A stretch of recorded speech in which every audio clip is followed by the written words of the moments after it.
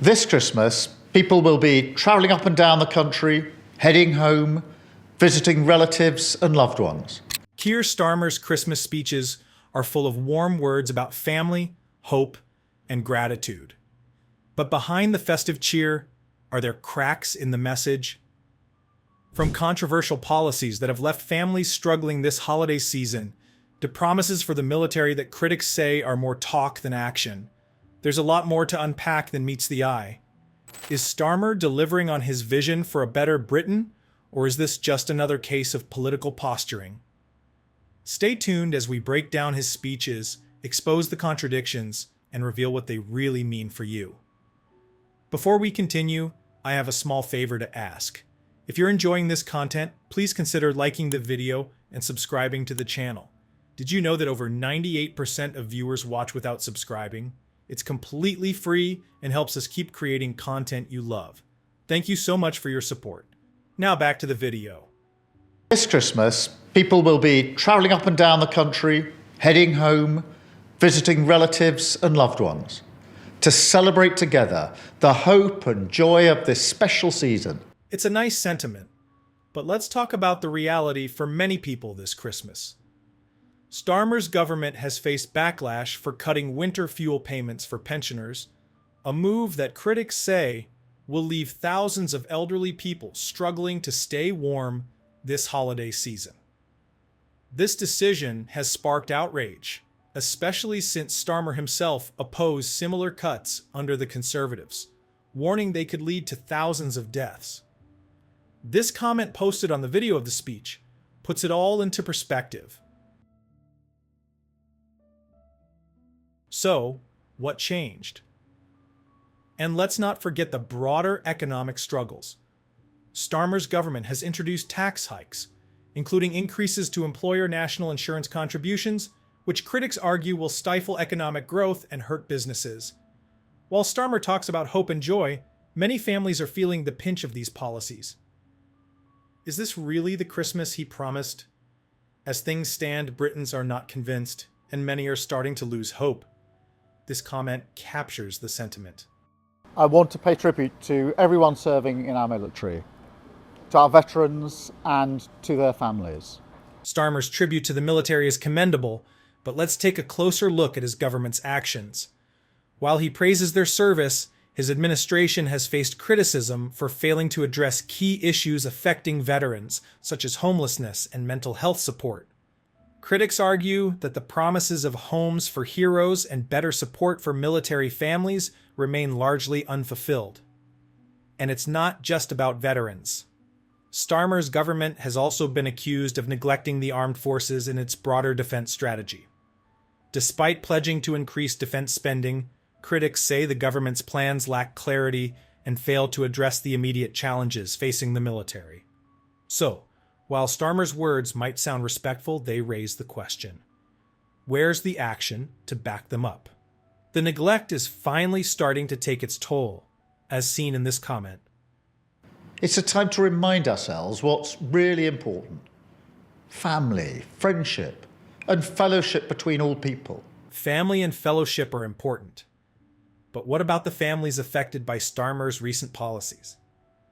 The decision to freeze housing benefits for private renters has left many struggling to keep a roof over their heads.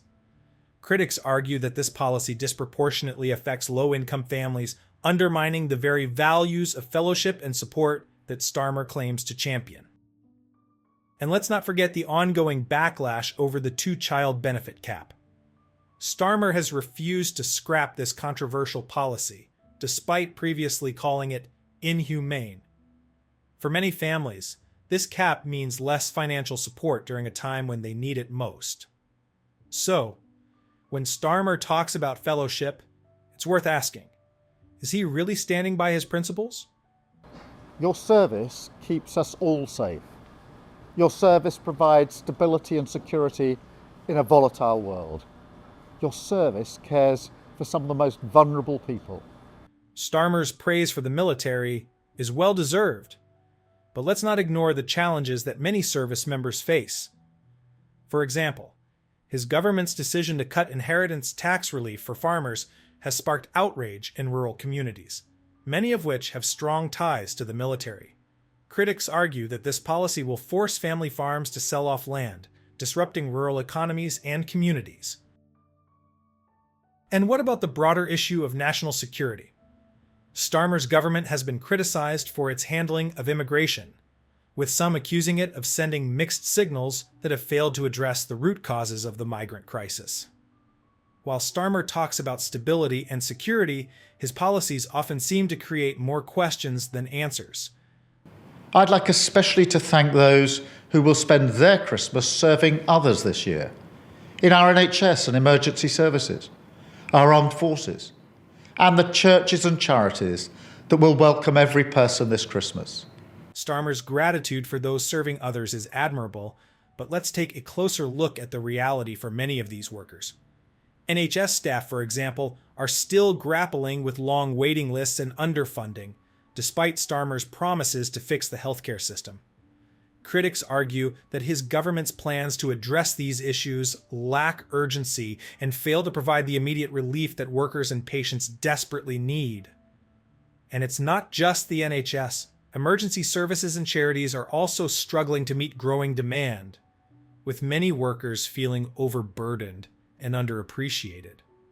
While Starmer thanks them for their service, his government's policies often seem to fall short of providing the support they need to continue their vital work. You have the gratitude of the entire nation, and this government will serve you as you've served your country, with a new Armed Forces Commissioner to champion our forces and their families, guaranteed housing for our veterans, making sure there are homes for heroes, and supporting our armed forces at home and abroad. Starmer promises to serve the military like they've served the country, but let's take a closer look at these promises. The new Armed Forces Commissioner might sound like a step in the right direction, but critics argue that it's not enough to address the systemic issues facing veterans and their families. For example, homelessness among veterans remains a significant problem, with many struggling to access the support they need to rebuild their lives after service. And what about the promise of charity housing for veterans? While it's a nice idea, relying on charities to provide basic needs like housing raises questions about the government's commitment to supporting those who have served. Shouldn't this be a responsibility of the state, rather than something left to charities?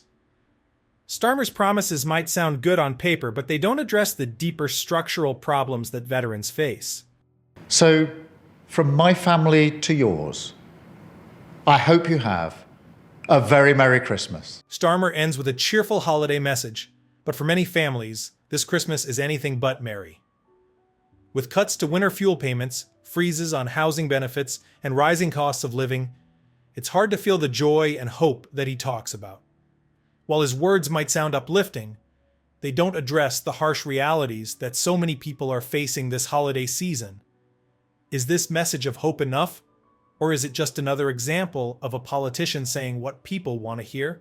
Keir Starmer's Christmas messages might sound like a call for unity, hope, and gratitude, but when you dig deeper, they raise more questions than answers. From policies that leave families struggling during the holidays to promises for the military that critics say lack real action, it's clear there's more to the story than festive cheer. So, what do you think? Are these speeches genuine reflections of a leader trying to bring the country together, or are they carefully crafted words designed to distract from the controversies? Let us know your thoughts in the comments below. We'd love to hear from you. And if you found this breakdown insightful, don't forget to like the video and share it with others who want to stay informed. Make sure to subscribe to the channel and turn on notifications so you never miss our deep dives into the biggest political stories. Together, we'll keep asking the tough questions and holding leaders accountable. Thanks for watching, and we'll see you in the next one.